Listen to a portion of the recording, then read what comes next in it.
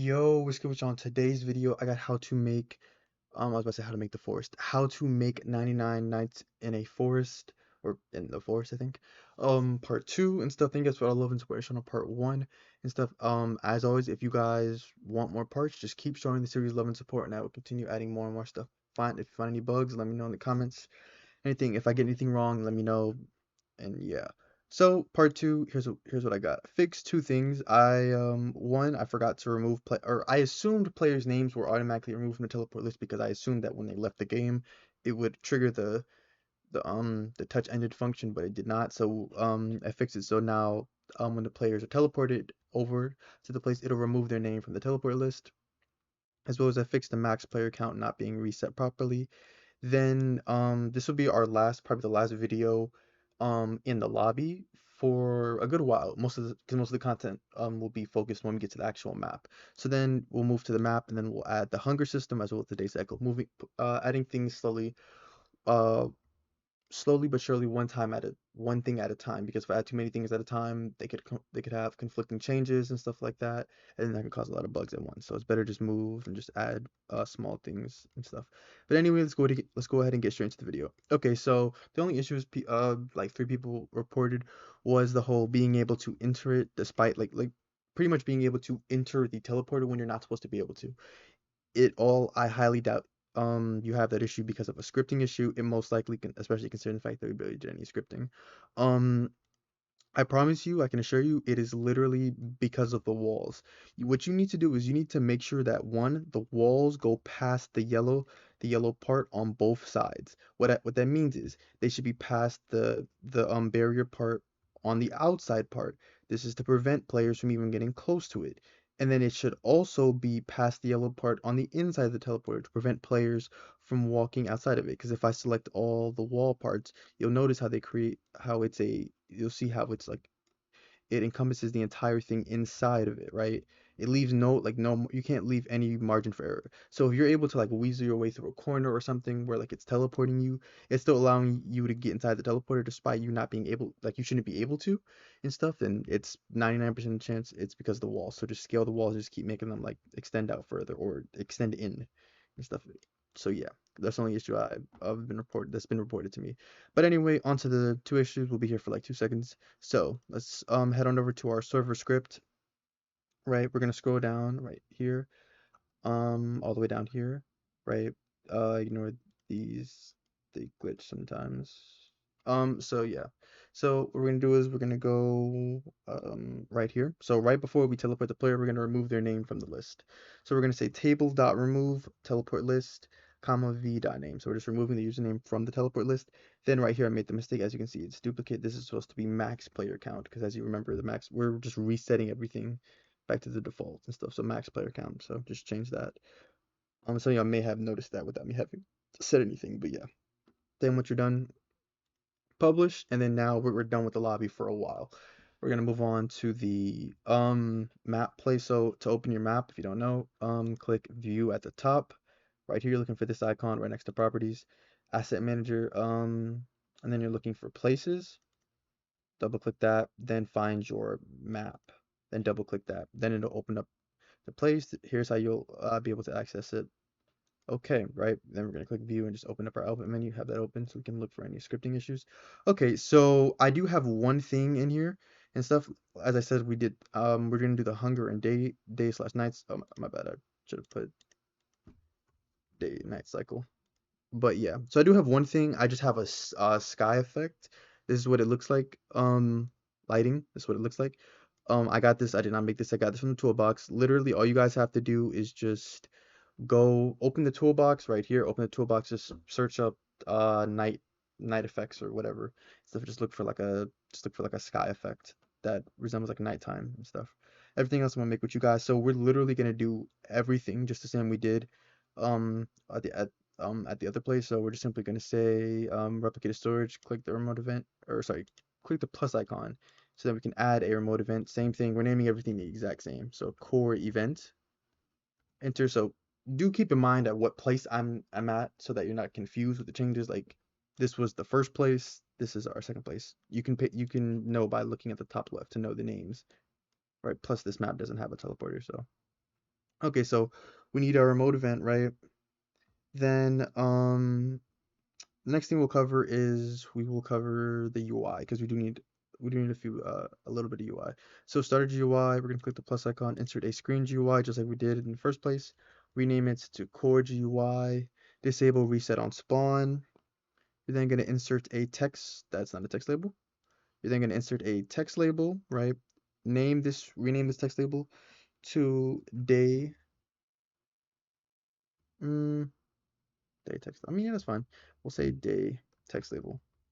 So this is what's going to keep track of the current day. So I'm just going to bring that over to the top middle. This is what's going to keep track of the current day and stuff like, day one, day two, blah, blah, blah. So we're just going to set the text to bold, rich text, scale the text. And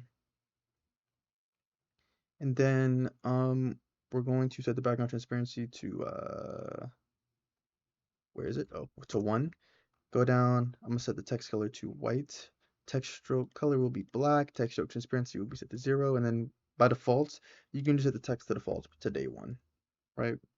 Start with day 1, right? Then we're going to need to set up our hunger text label. So this is very important. Make sure you set this up exactly as I'm setting it up. Okay, so we're gonna insert a text label, right? Move this over. I think I left it at the default. Yeah, I did. Yeah, I left it at the default. So this is the default size. Okay. So I'm gonna name this one. Well, the first one should be what goes underneath. So this would be okay. We'll name this um, full hunger text label. So this is what's gonna show like full hunger, right? So we'll just set this. We'll set the text empty string. So just clear out the text, right? This won't have any text. You can set the background color to black, and then I'm going to set the background transparency to 0.5, so it looks more like a bar, right? And then you can just duplicate this, so we're having it selected, just duplicate it. Then for this one, you want to make this orange, and then background transparency to 0, this way so that when it goes down, hold on, let me get it real quick so I can show you guys. As you can see, there it looks more like a bar now. So yeah. The second one you want to rename to current hunger text label. This is going to be, um how much like I guess like how much you currently are hungry or how much food you currently have in your stomach, I guess is the best way to phrase it. Let's say you're having an issue where like the current hunger is over the other one, like you're seeing the black bar instead of the orange one. All you got to do is find the full hunger, scroll down to you see its z index and set this to -1 and stuff, right? Set that to -1 and then that should fix that. But yeah, so just like that, we're done.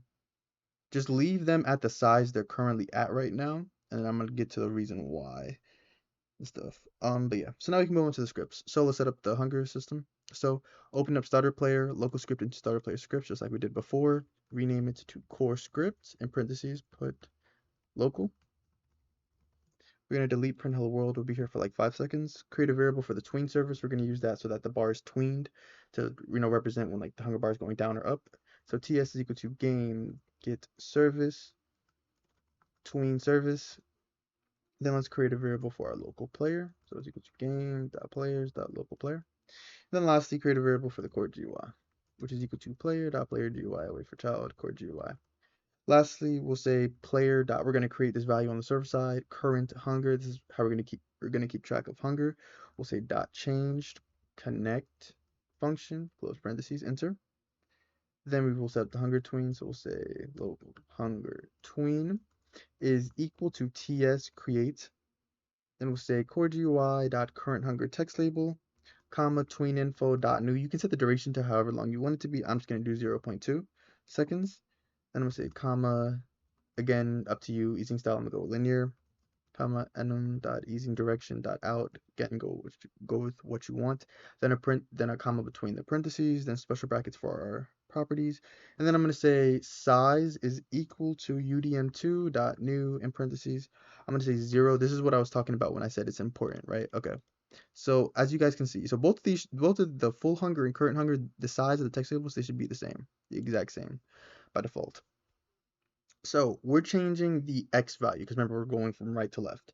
We're changing the x value. So we're gonna say right here, we're gonna say player dot current hunger dot value comma 0 comma 50, because we're not changing. Remember, we're not changing the. Wait, actually, not think about it. Wouldn't it? Nah, never mind. Yeah. So yeah, so we're not changing the y value, right? So we're just leaving that the same. So you can change the size of the like this if you want. The only thing to pay attention to, right? This y value right here, mine says 50. If yours is something different, then change this right here. Change that right there. Right? This stuff has to match up with, whatever you have here. Like obviously, the player.current value will replace whatever you have for the x value. But yeah. Then after we finish the properties, go to the end, press enter, and then we can just say hunger tween play. Then it'll play the hunger tween. Now we can move on to the server side to set up the systems. Okay, server script service plus icon server script.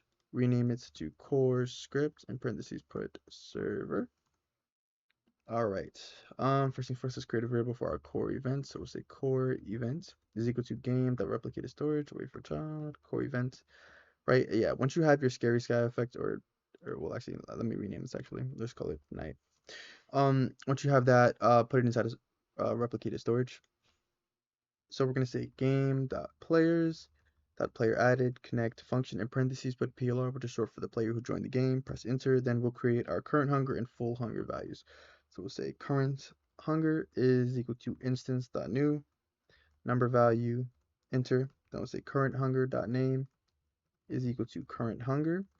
Current hunger.value should be set to the same. Okay, this is very important, very, very, very, very important. Current hunger, it should be set to whatever you have right here. Whatever your x value is, it should be set to that because it's going to go based off of that. So by default, since mine is like it's not 100. If your size is 100, then you do that. But since my size is 200, I'm going to set this to 200 by default, right? Then current hunger.parent is equal to player. And then you can really just copy and paste this to save time. So select it, Control plus C, or copy in the top left. Enter, Control plus V to paste it, and then just replace this with full hunger. Then just select it, Control C, Control V, Control V, Control V, Control V, and then full hunger and current hunger should match the same because this is just the maximum, right? Then after this, after we create these two values, we'll set up the character added function. We will say player.character added connect function in parentheses put character, which is the player's character. Enter. Then we will say player dot current hunger dot value is equal to player dot full hunger. So we're just gonna reset the value every time the player spawns in, like a new like they die or something, whatever. Um, character dot child added. So this is for food. We're setting up the food system, right? I'm obviously not gonna make food items yet, but we're gonna make it so that when you have tools and you have food, you eat it, you regain some hunger, or like your bar goes up, I should say. So we'll say child added connect function, and then we'll put the child here. Enter, right? Then you'll say if child it has to be a tool, and child find first child. We need to find the food amount value, which is a value we'll create. We'll get to this stuff in a later part. Enter, then child that activated, which just means you left clicked while you had the tool equipped. Then press enter. Oh my bad, my bad. Connect function close parentheses. Then press enter. Then you're just simply going to say player.current hunger.value plus equal child.food amount.value. Then use an if statement, you'll say if player.current hunger.value is greater than player.full hunger.value. This is so like let's say like you have a fish that restores 15 hunger points and your hunger is at like 95. You don't want it to go over 100, so we can just copy and paste this, Control C, Control V, and then you're just gonna set this to the max. So you're just gonna say is equal to player dot full hunger dot value if it goes over it. Then after the if statement, you'll just say child destroy so that because since they've ate it, they shouldn't have access to it anymore. Then after this entire function, we're gonna go after now we're gonna set up the cycles. That's the food system. Now so that sets up our hunger values as well as the eating system. Now to set up the actual hunger and weather or not weather hunger and day and night cycle. So To have two while loops run at the same time, we can use a task.spawn function. So we'll say task.spawn function, close parentheses, enter. Then we will put our while loop inside. So we'll say while true do, enter. Then you'll say for I comma v in I pairs. Then you'll say game dot players get players, enter, right? And then you will simply just say v dot current hunger dot value, or now let's do this guy. I want people to understand this. So v, so we're just gonna say player is equal to v because that's what v is. V is the player instance. So we'll just say player dot current hunger dot value is less than or equal to 5. You can put whatever you want here, right? It's up to you. That's up to you to put. I'm gonna put 5 and stuff, right? It's up to you to put. I feel like I'm wrong about that. No, no, yeah, no, that should be fine. So then you're gonna say if player dot current hunger dot value is less than or equal to 0, right? Then the player dies. So you're gonna say player dot character that humanoid dot health is equal to 0. I'm not sure if like you can die in this game and then like respawn, or if you die and then you have to go back to lobby. If that is the case, let me know, and then I'll make it so that it teleports the player back. Somebody let me know if that's the case. I'll make it so that the player teleports back to the lobby. So then you're gonna skip two ends and then task that wait. So this is for the hunger system. Now I'm gonna set this to 0.5 for the sake of testing. Obviously in an actual game you're not gonna have it take away 5 hunger every half a second, right? So set this to whatever you want. Set this to whatever you want. It's up to you guys. I'm just gonna set it to that. Now on to the next thing. We're gonna now on to the day night cycle. So task.spawn function, close parentheses, enter. Then you're going to create a variable called hour. This is going to keep track of the current hour in the day. So keep in mind, this is not based off of real lifetime. So then we're going to say hour is equal to, we're going to set this to 12, right? We're going to have the time start at 12 p.m. And then it's going to go like on a 24-hour cycle. So it's, well, more like a 12-hour cycle, right? So we're going to have it start at like 12 p.m. So that can start at the day. So we'll say while true do enter, right? Then you're gonna say hour plus equal 1, so it'll increase by 1, right? So once it reaches, I think 17, once it reaches 17, it'll become nighttime and stuff, and then it'll restart once it reaches 24. It'll go back to 12. So we're gonna say if hour is equal to 24, enter. Then you'll just reset it, so it's equal to 12. Then it'll become day, and then it'll keep going. Then we'll say else if hour is greater than or equal to 17 an hour is, well, I guess I don't need this anymore since, yeah, it would never reach, yeah. So enter. So if it's greater than or equal to 17, then that means it's nighttime. So we're gonna say if game, remember we have the night and replicated storage, so we're gonna say um so what you're gonna do is you're gonna say game dot replicated, or actually, well, we'll check this first. We'll say if game that replicated storage, find first child. We'll check this first. So night. So just to make sure we find the night first. Um, enter. Then we will say the reason why I didn't create a variable is because we're gonna be moving it around too much. So I just felt it'd just be better just to not create one. So game the replicated storage dot night. Now we're gonna move this. We're gonna say night dot parent.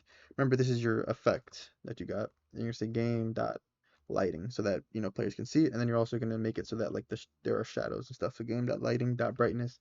Set it to 0. Right. Then go after the end. And then you're gonna say else if. So this is for when it's daytime, else if hour, or actually no, this sorry, it's just else. So enter. Then you can really just copy and paste this. So just like this stuff, Control C, Control V, and then this just changes from replicated storage to lighting, and then you're simply just going to reparent this. So same thing, game.lighting.night.parent is equal to game.replicated storage. You're just swapping them, and then brightness should be set to 3. Or you can set it to whatever you want, but that's the default, or at least that's what my brightness is set to. Then we're gonna skip the two ends, and then again task.wait. You're gonna put here's your interval. So however many seconds you put, this is how often an hour, like how long it'll take for an hour to pass in the game. Again, I'm setting this to 0.5 seconds just for the sake of testing. Obviously, in an actual game, you want to set this to like, I don't know, like maybe 3 minutes. I don't know, 5, 10 minutes, up to you. So play around with that and see how that works. And then just make sure we're good. Okay. Now we'll test to make sure everything works. So as always, if you guys want access to any one of my scripts or models, just I knew I knew it. If you want access to any one of my scripts or models, just read the description and find out how to gain access to any one of them. This included. I knew it. I knew when I was typing it, I was like, something looks off. I feel like I typed something more than I was supposed to. My fault, guys. So delete that R if you accidentally put three R's. Okay. So it says they want, and I'm stupid. I just realized. So I actually forgot to do one thing. I actually forgot to incorporate the day cycle into like how do I phrase this? The cycle for like the days passing by, not the actual like I have like the sun and the moon and everything, but not the actual day thing. So let's do this. I'm gonna literally do this on the fly right now. So yeah, at this point a day has passed. So we'll kind of does this. So what we'll do is we'll say core events fire. Actually no, fire all clients. Fire all clients. In quotation marks, you're gonna put I guess day. Yeah, I guess just day. Yeah, fire all clients. Then you just put day. Go back to the local script. Sorry guys, I should have did this the first time, but I'm literally just thinking about this now. So then we'll create a variable for the core event. So we'll say core event is equal to game. That replicated storage away for child core event. Go after this. Then you'll say core event dot on client event connect function in parentheses put event type enter if event oh, my bad if event type is equal to day enter, and then you'll just simply say oh damn, I just realized there's no way to keep track of the current day. We'll keep track of the day here. We'll create another variable up here. Like I said, I'm literally just thinking about this as I'm talking to y'all. So set day to 1 right here, create a day variable, and then we'll also make it so that we'll have day increased by 1, and then we'll send over the value of day, right? So we'll send that.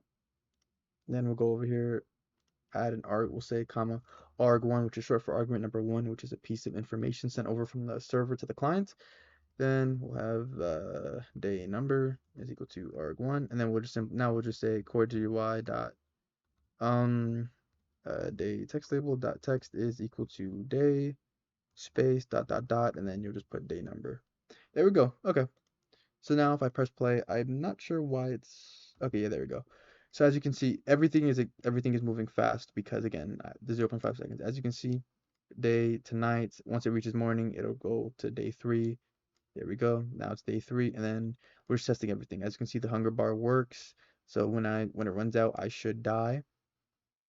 There we go. Unfortunately, we're gonna have to wait a few seconds. Okay, there we go. All right, and then it resets. All right, so yeah.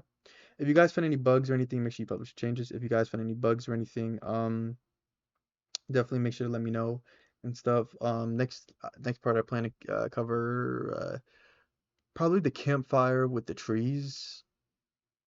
Probably what I'll do next. But yeah, if you guys enjoyed this video, definitely leave a like, subscribe. Thank you guys for all the love and support you've been showing on the channel, as well as the series and stuff like that. As I already mentioned, as long as you guys show the series love and support, I will continue dropping more and more parts for it. So yeah, I will see you guys in the next video. Thank you for watching.